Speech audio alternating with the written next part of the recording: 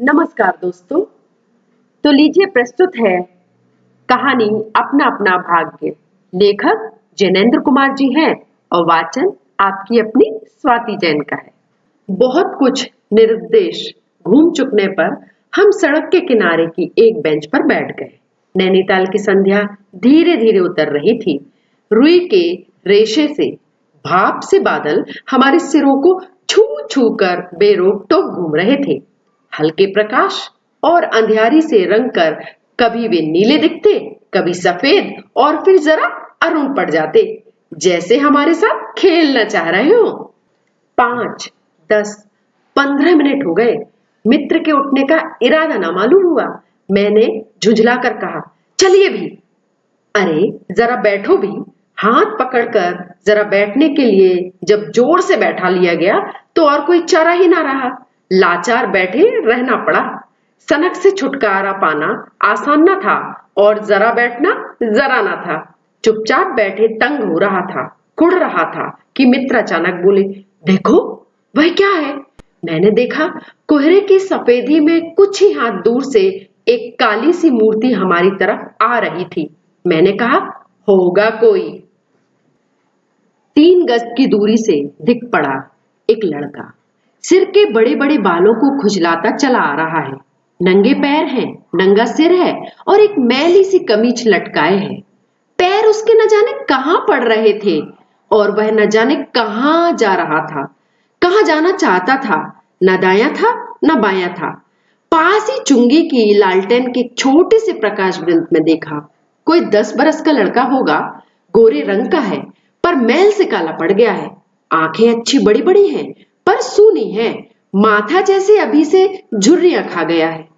वह हमें न देख पाया। वह जैसे कुछ भी नहीं देख रहा था। न नीचे की धरती, न ऊपर चारों तरफ फैला हुआ कोहरा, न सामने का तालाब और न एकाकी दुनिया। वह तो बस अपने निकट वर्तमान को देख रहा था। मित्र ने आवाज दी, ए। उसने अपनी सूनी आंखें फाड़ दी। तू कहां जा रहा है?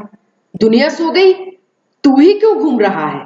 बालक मौन, मूक, फिर भी बोलता हुआ सा चेहरा लेकर खड़ा था। कहां सोएगा? यहीं कहीं। कल कहां सोया था? दुकान पर।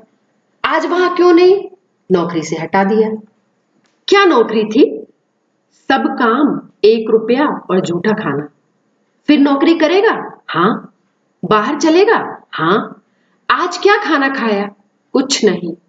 अब खाना मिलेगा? नहीं मिलेगा। यूं ही सो जाएगा? हाँ। कहां? यहीं कहीं, इन्हीं कपड़ों में। बालक फिर आंखों से बोलकर मुंह खड़ा था। आंखें मानो बोलती हो, यह भी कैसा मूर्ख प्रश्न है। माँ बाप है? हाँ। कहां? 15 कोस दूर गांव में। तुम भाग आए? हाँ। क्यों? मेरे कई भाई बहन हैं, सो भाग आया। वहां काम नहीं, रोटी नहीं।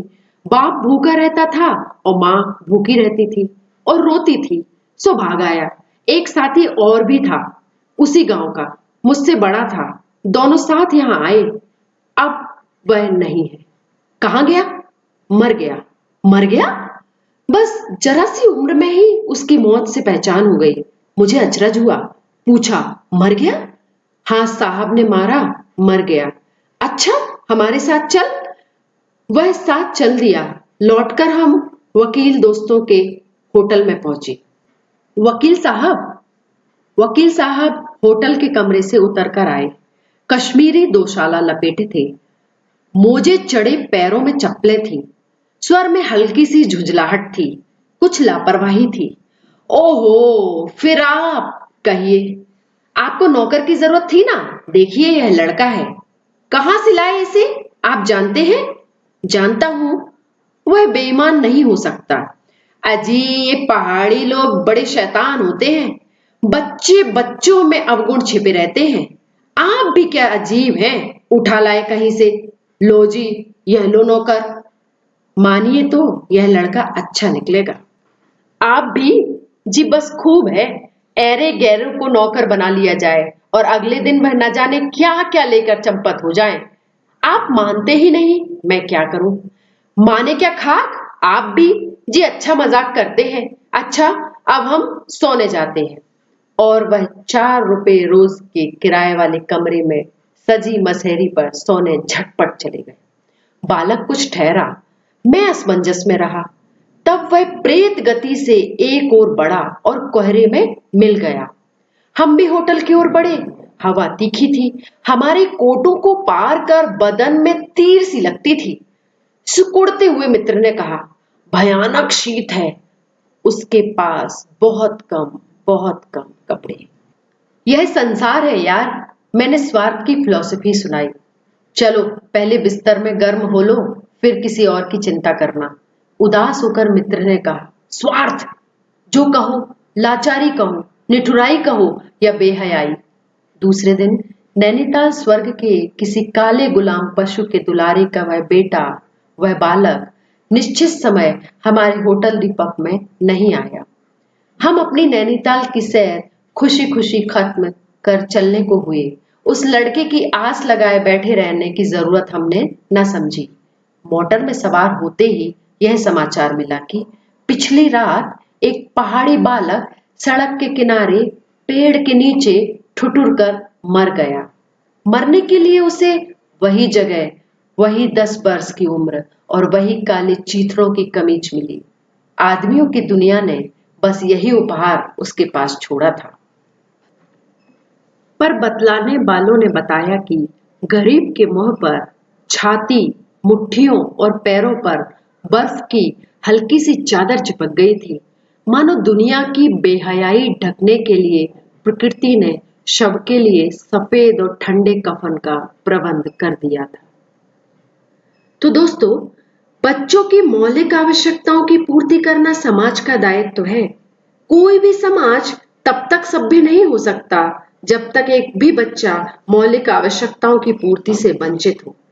हम नियति के भरोसे छोड़ अपनी जिम्मेदारियों से नहीं बच सकते। जहां धनाढ्य लोग अपनी संपत्ति के सुखों में जीवन जीते हैं, वहीं समाज का एक वर्ग भूखा, प्यासा, दयनीय जीवन गुजारने के लिए विवश हो जी रहा है। अगर आपको मेरा वाचन अच्छा लगा हो तो मेरे चैनल को लाइक, शेयर एंड सब्सक्राइब करें और बेल आइकन अवश्य दबाएं। धन्यवाद।